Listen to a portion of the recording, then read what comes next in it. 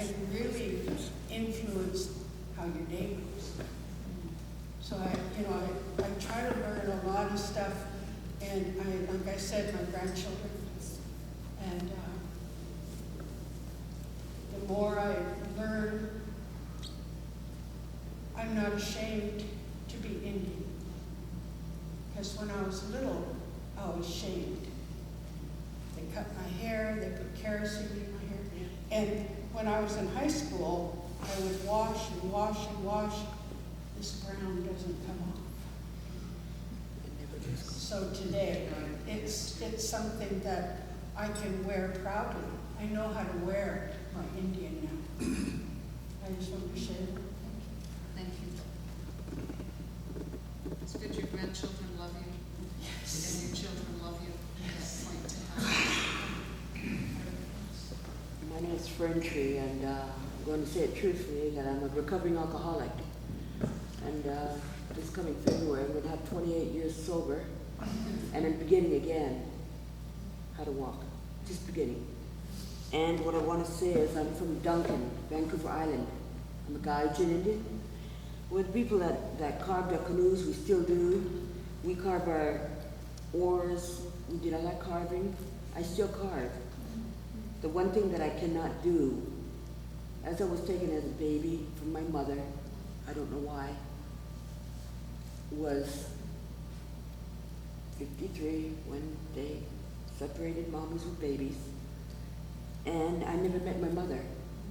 And so whenever I meet someone like you, there's Daddy. I don't know what my father looks like, but in your eyes, I know my daddy's spirit is within you. And I have to say, welcome back, Daddy. I have my medicine pouch, and one of them my tribe will make. It's abalone buttons and deer hide. And if I can honor, if you don't mind my set of wings, I got my baby with me.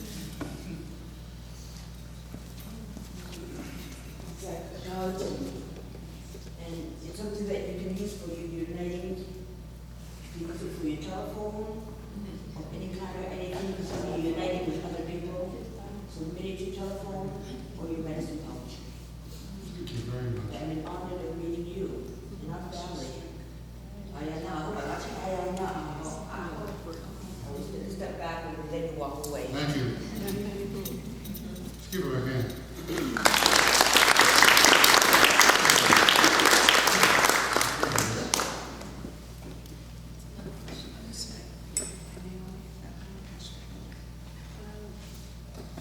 My name is Yvette. I'm Southern Cheyenne from Oklahoma. And our history is full of genocide and guerrilla warfare and annihilation. And I find it's really interesting, the United States, in a twist of history where they went out of their way and time and money to destroy us and destroy our language and our culture. And how many years later, a twist of fate, that the United States became a powerful nation and other countries were powerful nations. And they looked to the people to help them fight against the war.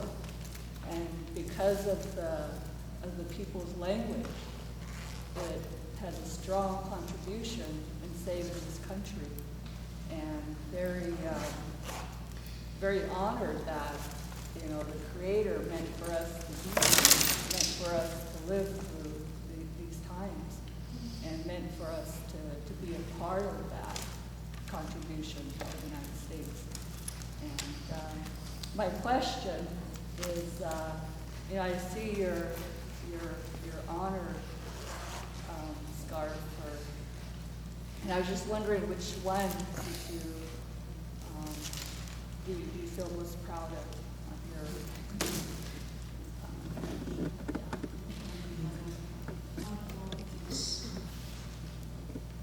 Which one is most significant to you? Which one of these honors as you have to leave us military to protect this country and us? These medals mean different things, usually with warfare and battles and so on. And I'm most proud of this one with a red on it. This one right here is a good conduct medal. That means I was a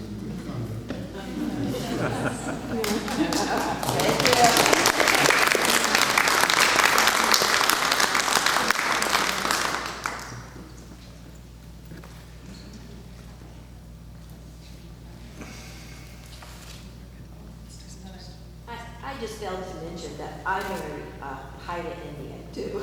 And my children, I'm so proud that they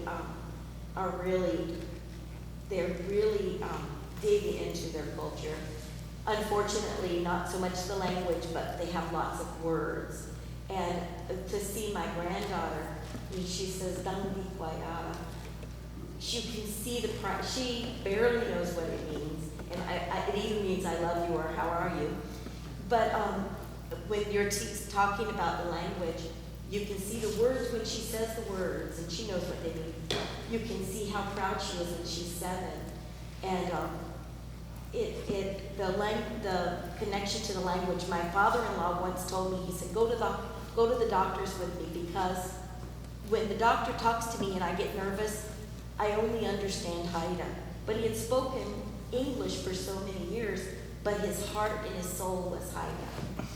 And so he said, when I tell you I love you, it will have to be in Haida, because that's where my heart and my soul is. In English, it's just words I learned, but Haida is who I am. And so I try to tell that to my children and to my grandchild. And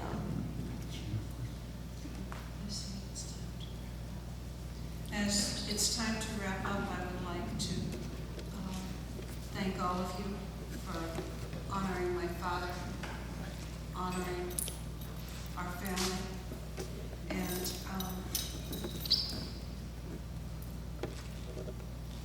personally, I have named a child for this kind of event. Within our culture, we name children for something that was significant that we have done. He has named many, many children for his war deeds, and one of my older sisters asked me to name her grandchild.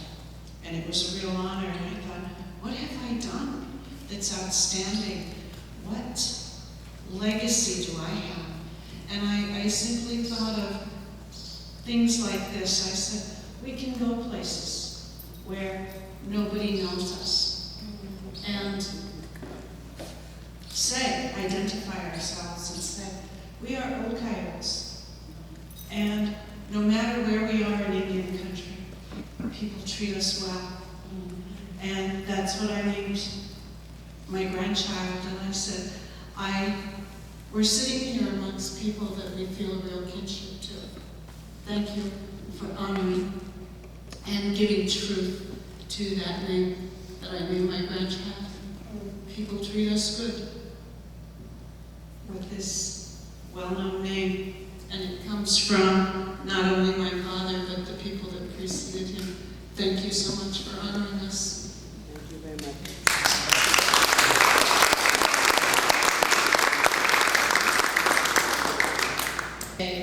This talk of language and schooling and education, this is what our father's life has been about and our grandparents' lives. And when we think about language, we think we're losing it. We know we're all here today, and this woman shared that her grandchildren are teaching her the language. We hear that all across Indian country, that the Cherokee, that's the children are teaching the grandparents. We have Wampanoags on the East Coast, where there's one speaker. They had the first Wampanoag speaker ever in 5 generations. And because of the things that my sister has said and the legacy my father and our ancestors have given us, you all have those same things. And that's why we're all here together. And I was intrigued by your question about identity and language and how it is all wrapped up together. And we've had these kinds of family discussions on drives or at dinner tables. And my father has always said it really comes down to one concept, no matter who you are or where you are, and that's respect. And just echoing what my sister has said, thank you for the respect you've shown to a treasure. So thank you, and I'm sure we can ask questions and visit a little more, but we appreciate your presence. Thank you. And please continue to respect for yourselves and each other.